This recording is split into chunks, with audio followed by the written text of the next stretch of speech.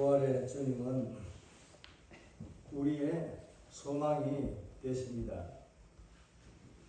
우리의 소망이신 예수 그리스도를 우리는 믿음으로 바라보고 또 믿음으로 고백하며 그분이 내 안에 또 우리가 주님 안에 함께 거하는 영광을 누리며 살아가고 있는 성도가 되었습니다. 이 은혜와 사랑을 무엇으로 보답할고 무엇으로 다 갚으리까? 이런 우리의 마음이 오늘 이 부활의 영광을 맞이하신 우리 주님의 그 부활을 보면서 그 부활의 영광을 맞이하는 이날에 우리가 다시 한번 내가 정말 예수 안에, 예수가 내 안에 계시는지 깊이 생각하면서 생명 가운데 거하는 부활의 소망이 내 안에 얼마만큼 깊이 자리하고 있는지 다시 한번 생각하는 그런 복된 시간들이 되기를 바랍니다.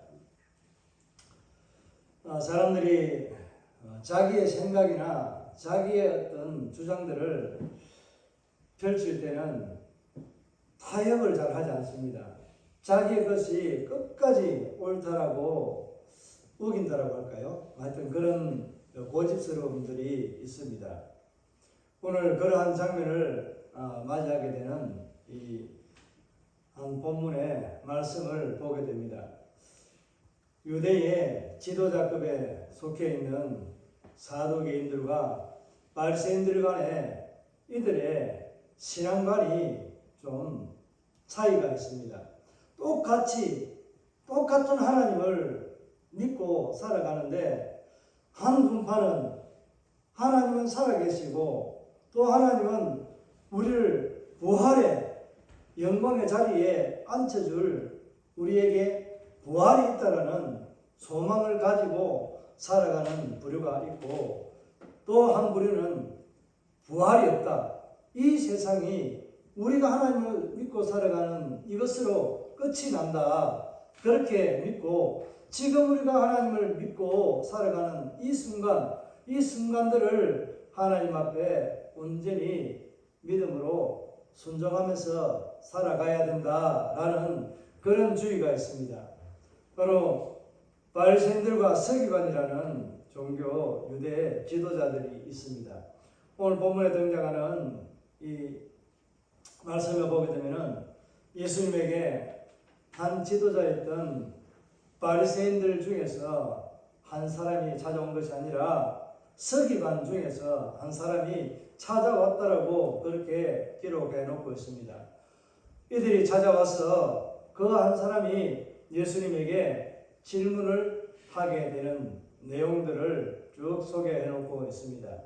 그 질문은 부활이 없다라고 하는 사두개파에 있는 한 사람이었기 때문에 지도자였기 때문에 이것을 가지고 예수님에게 자기들이 믿고 있는 이 신앙관, 그 하나님에 대해서 믿고 있는 이 삶에 대해서 관철하는 것, 그리고 자기들의 신앙관이 옳다라는 것을 관철하는 것에 또 하나는 목적이 있고 하나는 이것을 정치적으로 종교적으로 풀어나가려고 하는 의도가 담겨있는 질문을 예수님에게 하게 됩니다. 그래서 이것을 교묘하게 자기들이 맞다, 내가 맞다는 자기 생각을 예수님 앞에, 다르게 말하면 하나님 앞에 나와서 엎조리며 내 생각이 맞죠? 내가 주장하는 게 맞죠? 하나님 당신이 내게 말해준 것이 틀렸고 내가 말하는 게 맞잖아요 하는 이런 식의 질문이 되었다는 겁니다. 내용이 무슨 말인지 이해가 갑니까? 내 생각으로 하나님의 말씀에 대해서 말한 것에 대해서 잘못 이해하고 이것이 맞다라고 주장하면서 자기 생각을 버리지 않고 예수님 앞에 질문하는 이 사두개인들이 오늘 저와 여러분 앞에 이 시대를 살아가는 우리의 모습이 아닐까라고 생각을 합니다. 얼마 전에 탄핵을 해야 된다, 말아야 된다, 찬성과 반대 그 모든 양면에서 다 하나님의 말씀을 인용했고 성도나 목회자들이 다 똑같이 동일하게 하나님을 믿고 하나님의 말씀을 따라서 기도한다라고 이 나라를 바르게, 이 나라를 정의롭게, 공평하게 하나님의 의가 나타나는 삶을 살아갈 수 있도록 합한 결정을 내려달라고 그렇게 기도했습니다.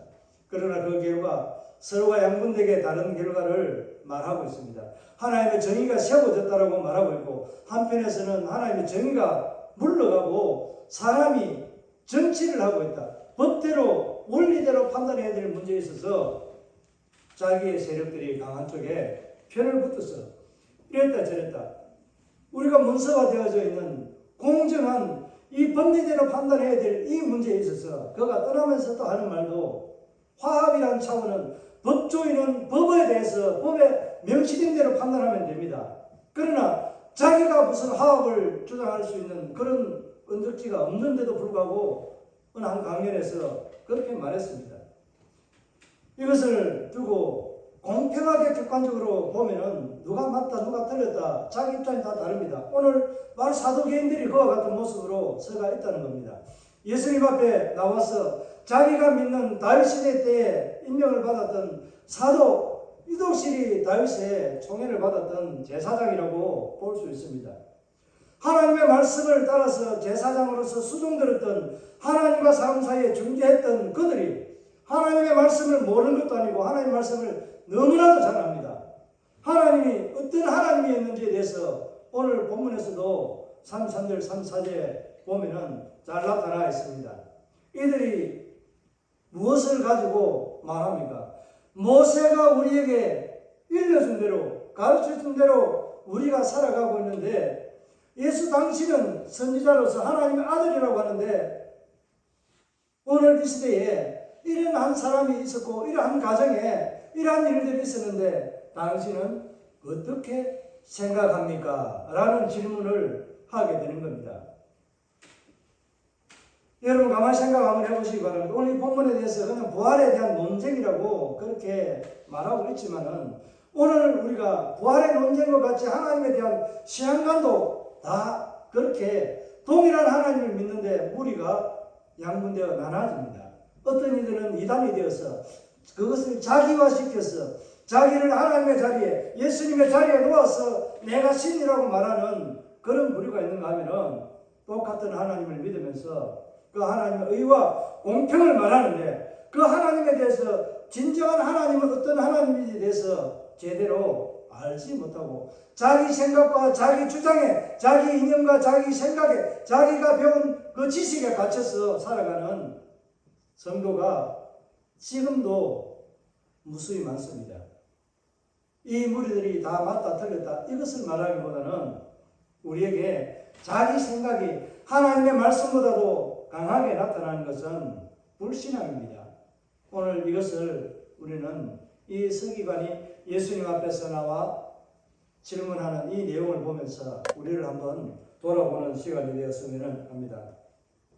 그래서 우리가 믿음이라는 이런 말들을 우리 입에서 성도들이 합니다. 그럼 어떤 믿음을 가지고 있느냐라는 것은 오늘 나에게는 사두개인과 같은 믿음이 있는지, 아니면 바리새인들과 같은 그런 종교적인 믿음이 있는지. 사두개인들도 역시 마찬가지입니다. 이들도 종교적인 믿음은 절대적입니다. 그 무엇과도 바꿀 수 없습니다. 이들은 나중에 어떻게 됩니까? 하사몬 왕가가 마지막 이 중간시대에 보면은 한 3, 4년을 지배하게 되는데, 이때에 그들은 굉장히 두각을 나타내는 이 사두개파가 되고 맙니다. 그들이 그때 두각을 나타내면서 예수님 당시에 얼마만큼 실권을 가지는, 영향력을 주는 그런 한 무리가 되었는지 이게 잘 반영해주는 말씀이라고 볼 수 있습니다. 그래서 이들 앞에는 뭐가 있어요? 하나님의 말씀과 율법이 있습니다. 그것을 가지고 하나님의 백성들을 어찌했을까요? 옥죄어 왔습니다. 하나님의 말씀을 들이대는데 성도는 하나님의 말씀 앞에 순종하고 받아들여야 되잖아요. 그 말씀의 칼날을 갖다가 바르게 적용하고 찔렀으면은 그게 어떤 역할을 할까요? 우리의 혼과 육을 찔러서 우리의 마음, 속 깊은 데까지를 다 골수까지도 쪼개어서 감찰하게 하고 변화될 수 있는 살아있는 말씀으로 우리 안에 역사하게 됩니다.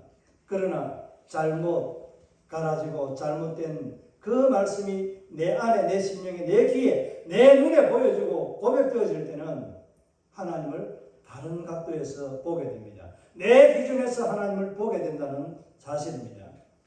오늘 이 질문이 우리가 잘 아는, 성도라면 누구나 잘 아는 질문에 대한 대답들이 오고 가고 있습니다. 대화가 오고 가고 있는 내용을 기록해 놓고 있습니다.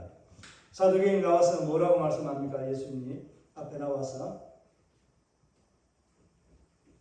어떤 한 가정이 있는데 그 형제가 7형제가 있었는데 그 중에 가장 맏형인 큰형이 한 여인과 결혼해가지고 아이가 없이 형이 죽게 되었는데 우리 성경에서 모세가 가르쳐주고 일러준 대로 말하면은 어떻게 해야 됩니까? 우리가 계대 혼인법이라고 하는, 계대 보존법이라고 하는 이런 거, 기업 물을 자, 이런 신발을 던지는 그 의무이양을 맡기는 것, 내가 누구에게 맡기는가 하는 요 계대 보존법을, 계대 혼인법을 통해서 그 형제의 혈통이 끊어지지 않고 이어지도록 하는 하나님의 배려가 있었습니다. 그 형제들 가운데 그렇게 첫 형제가 죽고 나니까 모세의 율법에는, 모세는 우리에게 가르쳐 줄 때 그 형제의 혈통을 잇기 위해서 다른 형제가 그러니까 여자를, 아내를 자기 아내로 취해서 아이를 낳을 때 첫 아들을 누구의 이름으로, 그 죽은 자의 형이든지 동생이든지 그 형제의 이름을 따라서 기업을 이어가도록 그렇게 하는 제도입니다. 이게 계대 보존법이라고도 하고 계대 혼인법이라고도 말합니다. 그러니까 가족 간에 그 혈통을 끊이지 않고 이어갈 수 있도록 하는 하나님께서 특별한 배려로 그렇게 하라고 했습니다. 오늘 이 시대는 이런 법을 적용해서 하지 않습니다. 과거에는 하나님께서 이스라엘에게 특별하게 순수 혈통을 보존하기 위한 하나님의 은혜가 그 속에 담겨 있었다라고 그렇게 보시면 됩니다. 그렇기 때문에 질문하게 되는 내용이 뭐예요? 형이 죽었기 때문에 그 다음 둘째가, 셋째가 그렇게 그 형 아내를 취했는데 남자들이 또 다 죽고 맙니다. 그렇게 하다가 7형제가 있었는데 그 모두가 다 그 여인을 아내를 취했다가 아이를 낳지 못하고 다 죽게 되었습니다. 그런데 마지막으로 최종적으로 누가 죽어요? 그 여인, 아내였던 이 여자도 죽게 되었습니다. 그러면은 당신이 부활이 있다고 이야기하고 바리새인들은 부활이 있다고 이야기하는데, 그러면 부활하고 난 이후에 저 하늘나라에 들어갔을 때는 누구의 아내가 됩니까? 이 많은 사람과 잔 이 여인은 뭐 한 거예요? 율법으로 보면은 그 계대 보존법이 있지만은 일반적으로 보면 뭐 하는 거예요? 몰라난 여자이잖아요. 생활이 몰라난 여자이기 때문에 누구의 거룩한 남편으로 맞이할 수 있는 아내의 조건이 되지 않는다는 겁니다. 이것을 질문하면 사도계파가 들어와서 교묘하게 예수님을 정치적으로 종교적으로 시험하려고 할 때에 자기 생각과 자기가 믿는 그 신앙을 옳다라고 이야기하면서 물어본 겁니다. 여러분, 하나님 앞에 내가 기도하고 하나님의 뜻을 물을 때 내가 결정한 것이 맞지요? 하나님, 내가 이렇게 하면 되죠? 당신은 결제하고 보기만 하고 이루어지는데 힘만 보태주세요. 이렇게 하는 내용과 똑같은 구도로 보시면 됩니다. 오늘 사도행이 이렇게 말했을 때 예수님의 대답은 단호합니다. 뭐라고 말씀했습니까? 이 세상에서는 시집도 가고 장가도 가고 하지만은 저 세상에서는 어떤 존재가 부활함을 입은 존재들을, 이런 자들에게는 시집도 가고 장가도 가는 일이 있다 없다? 없다라고 딱 잘라서 말합니다. 그러면서 예수님께서 모세가 하나님 앞에 부름받았던 출애굽기 3장 6절의 이 말씀을 가지고 모세가 떨기나무 앞에 섰을 때와 아브라함이 하나님 앞에 은혜를 입었던 그것을 말하면서 아브라함의 하나님, 누구의 하나님? 야곱의 하나님. 또 누구의 하나님? 제가 이삭을 빼먹었는데 여기 이삭을 빼먹었어요. 이삭의 하나님, 야곱의 하나님이라는 것을 네가 읽어보지 못했느냐, 그렇게 말하고 있는 것을 네가 알지 못하느냐 라고 그렇게 말합니다. 예수님의 대답은 뭐예요? 부활하고 난 이후에는 부활이 있다는 거예요, 없다는 거예요? 부활이 분명하게 있다는 거예요. 이 세상에서는 부활이라는 것을 이 시인도하고 장가도하고 하지만은 저 세상이라고는 부활을 하고 난 죽은 이후의 삶의 저 세상에서는 어떤 삶이 이루어진다고요? 시집가고 장가가는 게 아니라 우리는 누구의 신부로 살아가는 거예요? 예수 그리스도의 거룩한 신부로, 하나님 아버지의 거룩한 아들로 살아가는 영광을 누리게 됩니다. 이게 바로 우리가 천국에 들어갈 소망이고 분명한 이유가 되잖아요. 예수 그리스도의 부활이 아직 부활을 하지 않고 십자가를 죽으시지도 않았는데 부활에 대한 논쟁에 대해서 자기 생각을 버리라고 말씀하고 있는 겁니다. 저와 여러분 안에 하나님을 알고 내가 아는 성경의 지식을 가지고 하나님의 말씀을 빗대어서 이 세상을 판단할 때 정말 내가 생각하고 있는 이것이 맞지요? 결론적으로 확인하려고 하는 이것이 아니라 하나님, 내가 이런 생각을 가지는데 하나님 말씀에는 어떤 것이 더 내게 지혜롭게 받아들일 수 있는 말씀입니까? 나는 무지합니다. 하나님 깨닫게 하시고 성령이 내게 말씀해 주는 대로 내가 알도록 내 마음에 역사하시고 내 지혜에 역사하셔서 알도록 해주세요 하는 이것이 어찌 보면 더 정확한 기도의 질문의 답이라고 말할 수 있습니다. 오늘 이 시대를 살아가는 우리에게 바리새인들과 같이 하나님 앞에 나온 이 서기관의 모습을 보면서 나의 모습을 한번 비춰보시기를 바랍니다. 특별하게 오늘 이 말씀에서는 부활의 논쟁에서 특별히 다르게 한 말은 없습니다. 오늘 우리가 여기서 좀 살펴봐야 될, 중요하게 눈여겨봐야 될 말씀은 모세의 글이라는 겁니다. 모세가 말해놓은 것, 모세가 또 겪었던 떨기나무 불꽃 가운데서 하나님의 음성을 들었던 것에 대해서 말씀하시는 하나님. 하나님은 어떤 하나님이라는 거예요? 모세와 아브라함과 이삭과 야곱, 이 요셉과의 이 관계는 얼마나 떨어집니까? 아브라함을 기준으로 해서 보면은 최소한 몇 년이, 약 한 700년이 다 되는 세월이 흘러갑니다. 이 정도 흘러가면은 어느 정도, 애굽에서만 430년이 되는데 이 긴 시간 동안에 하나님은 죽은 자의 하나님이라는 거예요? 산 자의 하나님이라는 겁니까? 사는 자의 하나님이라고 모세가 만났던 그 떨기나무 불꽃 가운데서 말씀하시는 그 하나님은 어제나 오늘이나 동일하시고 여전히 살아계신 하나님이라는 겁니다. 그 하나님은 예수 그리스도를 아들로 보내어서 우리의 모든 죄를 짊어지시고 십자가에 죽으시고 3일 만에 부활하신 오늘 그 부활의 영광의 주일을 맞이하는 것입니다.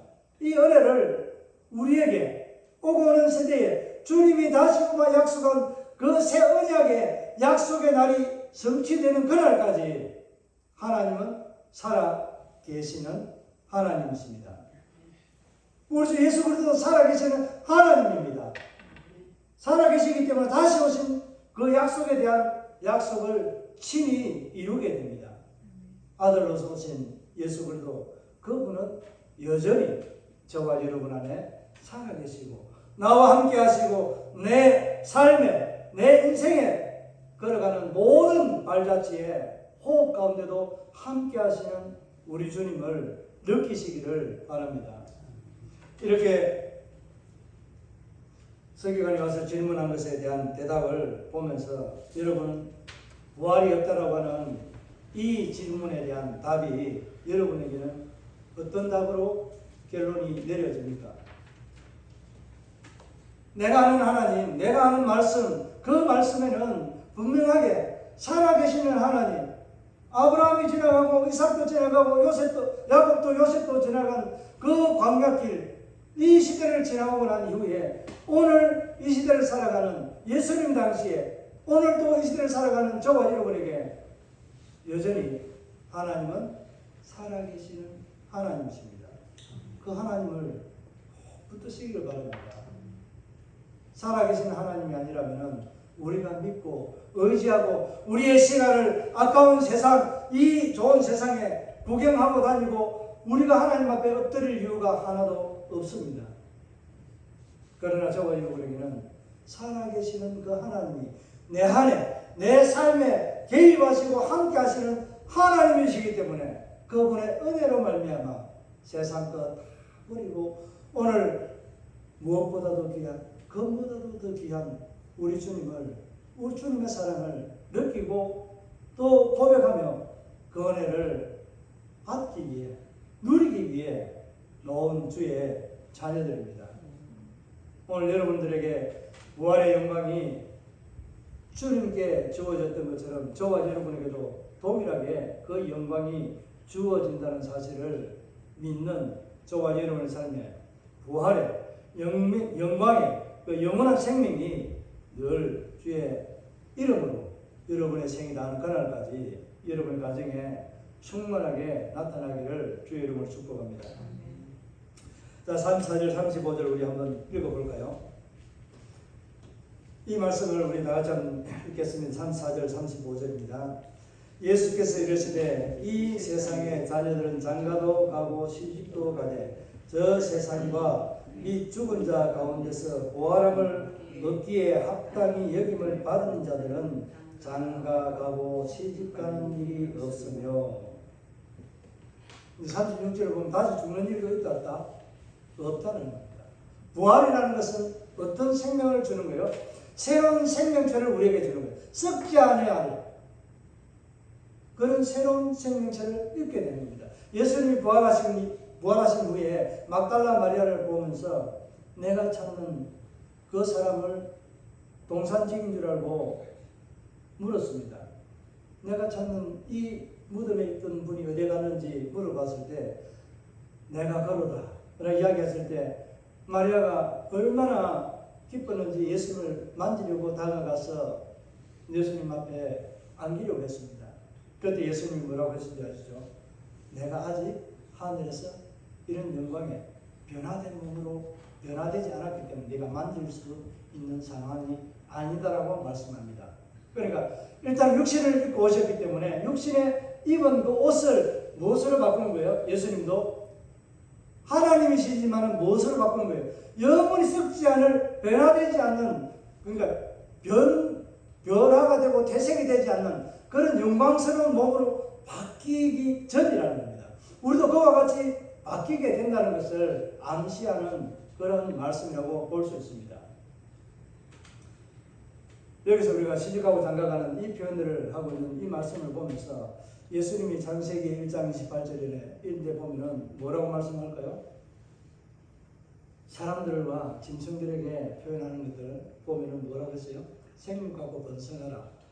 특별히 사람들에게는 다스리는 권세, 하나님과 교제하는 권세와 은혜를 특별히 베풀어 주시고 말씀하십니다. 짐승들에게는 그런 땅을 정복하는 이런 메시지가 없습니다. 그냥 너희들은 땅에서 생육하고 번성하는 일만 해라. 이렇게만 말하고 있습니다. 그래서 사람에게는 특별히 주어진 게 뭐예요? 땅을 정복하는 거예요. 땅을 정복하려면 혼자서 가능할까요? 쉽게 하면 인구가 많아지는 것을 많은 출산을 하라는 겁니다. 오늘 현대의 가장 큰 고민이 뭔 줄 아세요? 교회 내에도 가장 큰 고민이 출산이 거의 없다는 겁니다. 세계 OECD 잘 사는 국가들 가운데서도 가장 저조한 출산율을 보이는 나라가 이 대한민국이라고 그렇게 말합니다. 앞으로 교회가 소망이고 예수 그리스도 답이라고 말하는 그들의 입에서도 그들의 자녀들에게서도 자녀를 낳지 않는다는 사실입니다. 갑자기 생육하고 번성하라는 이 말씀을 하게 되는 것은 왜 하나님께서 모세 율법에도 그렇게 말해놨을까요? 그 형제의 그 아내가 아이를 못 낳고 그 형제가 죽었을 때에 왜 그것을 보존하도록 했을까요? 이게 바로 창세기 1장 28절에 있는 말씀. 생육하고 번성하고 땅을 정복하고 다스려야 될 존재를 네가 만들어 가라는 겁니다. 이 명령을 받은 우리는 다산을 해야 됩니다. 많은 자녀를 낳아야 됩니다. 저도 결혼할 때는 생기는 대로 주시는 대로 놓겠습니다 했는데 주님 앞에 저도 죄송스럽게 문을 닫았어요. 너무 힘든 시기였기 때문에. 힘들었지만 무엇을 본 거예요? 세상을 보고 내 형편을 본 거예요. 내가 말한 믿음의 고백에 대해서는 전혀 생각지 않고 잊어버리고 하나님 앞에 약속했던 서원했던 이런 것들에 대해서는 깡그리 무시하고 내 형편과 내 처지가 지금 힘들기 때문에 그것을 생각하고 결정하게 된 겁니다. 때로는 지금 생각하면은 최소한 한 2-3년 더 나왔으면 더 좋았을 건데 하는 생각을 합니다. 그래서 저보다도 제가 그렇게 했지만 4명 낳은 것도 보통 많이 낳은 축에 들어가니까 좀 자랑하려고 했는데 대학원에 들어갔을 때도 저보다 많이 낳은 사람이 있었고 또 제가 또 첫 단독 부임지를 갔을 때에도 저보다 많이 낳은 사람이 있었습니다. 또 다른 데 갔을 때에 저보다 많이 낳은 사람들을 들어 만나게 되었습니다. 그럴 때마다 정말 하나님 앞에 부끄러운 것도 있고 참 내가 약속을 하나님과 지키지 못한 것에 대해서도 잊어버리고 자녀가 4명이라는 거 세상 사람들이 와 많이 낳았네. 정말 국가에 충성했네. 하나님 나라에 충성했네. 순종했네. 이 말을 듣는 이 말 때문에 저도 하나님 앞에 제가 하나님과 약속했던 것에 대해서는 까먹고 자랑하고 싶은 마음이 제 안에 일어났다고 그렇게 저는 생각합니다. 참 부끄러운 일입니다. 목회자로서 이렇게 부끄러운 일을 고백한다는 것도 참 쉽지 않지만 이렇게 생각하는 것이 바로 우리가 오늘 내 생각을 버리고 하나님 말씀 앞에 내가 정말 하나님 말씀이 내게 주는 것이 뭐고 오늘 이 시대에 오고 오는 세대에 과거에 주셨던 그 말씀의 요지들이 무엇을 말하고 있는지에 대해서 분명하게 이해하지 못하는 사도계인과 같은 그런 존재가 아닌가라고 생각합니다. 이 땅의 끝이기 때문에 계보를 이어나가야 될 그 형제의 그 신발 던지는 자, 기업 물을 자의 의무를 다하는 이 모습으로 예수님을 올가매려고 했던 이 자녀께를 보면서 정말 하나님의 말씀을 어떻게 생각하고 어떻게 믿고 어떻게 바라보고 있느냐 하는 겁니다. 여러분 안에 계시는 그 하나님은 저와 여러분에게 동일하게 역사하는 하나님입니다. 성령이 동일하고 주도 한 주라고 말합니다. 주식 한 주, 두 주 말고요. 오직 유일하신 예수 그리스도 그분 한 분뿐이라고 말씀합니다. 그런데 어떻게 동일한 고백과 동일한 신앙의 고백이 있고 동일한 말씀을 보는데 왜 사도계인들은 하나님의 말씀의 제사장으로서 다윗 왕의 총애를 받았던 하나님 앞에 말씀을 떠나지 않고 하나님의 역사에 그러니까 여인의 후손을 오게 될 그 하나님의 후손사에 수동되는 사도계의 계보를 따라왔던 그들이 왜 하나님의 말씀에 버려진 부활이라는 이 존재 살아계신 하나님에 대해서 왜 외면하고 모르고 자기 나름대로 생각을 하고 있었을까요? 바리새인들은 율법에 능통한 자입니다. 율법으로 사람을 잡습니다. 하나님의 말씀으로 잡는 거나 뭐 비슷한 내용이지만은 참으로 어떻게 보면은 바리새인이 낫다라고 말할 수 있습니다. 그러나 오늘 이 본문에 바리새인이 소개되고 있지 않지만은 바리새인과 서기관 두 무리가 서로가 신앙이 다르지만은 어떤 노선을 택하고 있을까요? 예수님을 정치적으로 종교적으로 올무에 걸어서 죽이려고 하는 이 작당을 하고 이 질문을 하고 있는 상황입니다. 이거 아셔야 돼요. 그 단순히 부활의 논쟁으로 이야기하는 것이 아니에요. 하나님의 말씀이 기준이 똑같고 똑같은 무리가 다른 생각을 가지고 살아계신 하나님을 인정하지 않는 이 무리가 예수 그리스도를 뭐 하려고 하는 거예요? 죽이려고 하는 거예요. 그들이 처음에는 예수 그리스도 십자가에 죽기 위해서 빌라도에게 헤로데에게 내어주면서 뭐라고 합니까? 나는 이 사람에게서 죄를 찾지 못했는데 내가 놓아주려고 한다. 이 놓아주는 전례를 따라서 놓아주려고 하는데 너희 생각은 어떻느냐 했을 때 아닙니다. 우리를 위해서 밀란을 일으켰던 그 자이지만은 누구를? 바나바를 놓아달라고 말합니다. 폭동을 일으켰던 폭군을 놓아달라고 말합니다. 이 시대가 똑같은 상황을 재현하고 있습니다. 오고 오는 세대도 똑같은 상황이 일어나게 될 겁니다. 하나님 오실 때 주님이 마지막 오실 그날에 믿음을 보겠느냐 하는 이 말씀 꼭 기억하시기 바랍니다. 오늘 저와 여러분에게 예수님이 내 믿음을 보여봐라.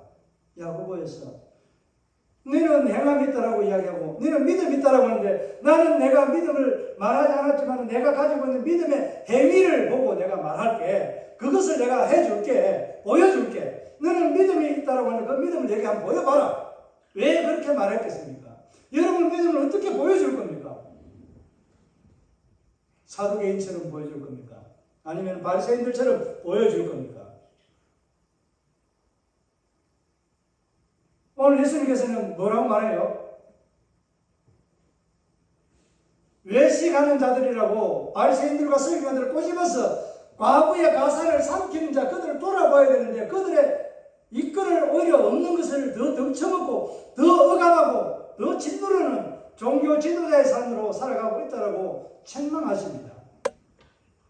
오늘 저와 여러분은 많은 사람의 서울에 지하철을 타면 성경을 가지고 가는 주일날 가는 사람들이 한 70, 80%가 교회 다니는 성도랍니다.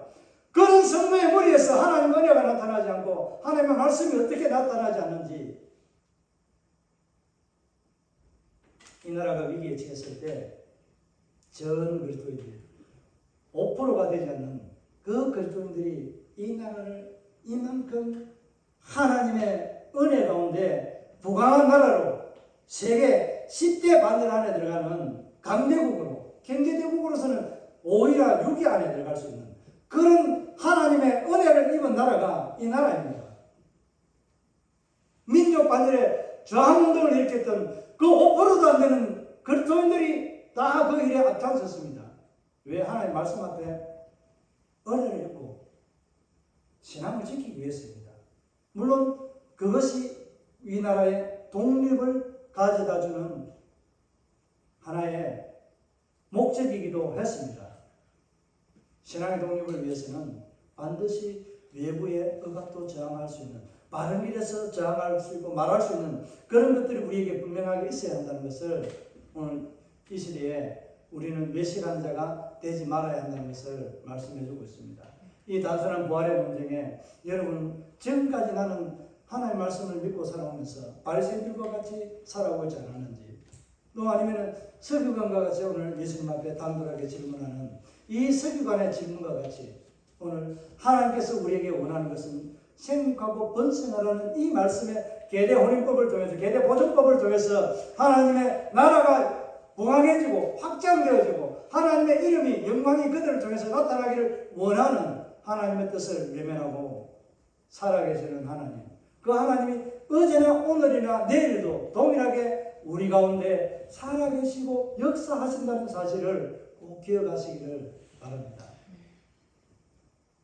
오늘 이 말씀을 통해서 꼭 저 안에 우리 안에 있는 내 생각을 버리고 하나님의 말씀에 따라서 정말 하나님이 원하는 말씀 하나님이 내게 명령하시는 말씀이 무엇인가라는 것을 기억하면서 그분의 뜻을 따라 살아가는 이 부활의 영광의 주인공으로 참여하게 된 이것을 감사하면서 주 예수 그리스도를 온 세상에 널리 전하고 부활의 기쁨이 온 누리에 퍼진과 같이 저와 여러분의 신령과 가정과 자녀와 모든 행하는 생업에 산업에 넘쳐나기를 주의 이름으로 축복합니다.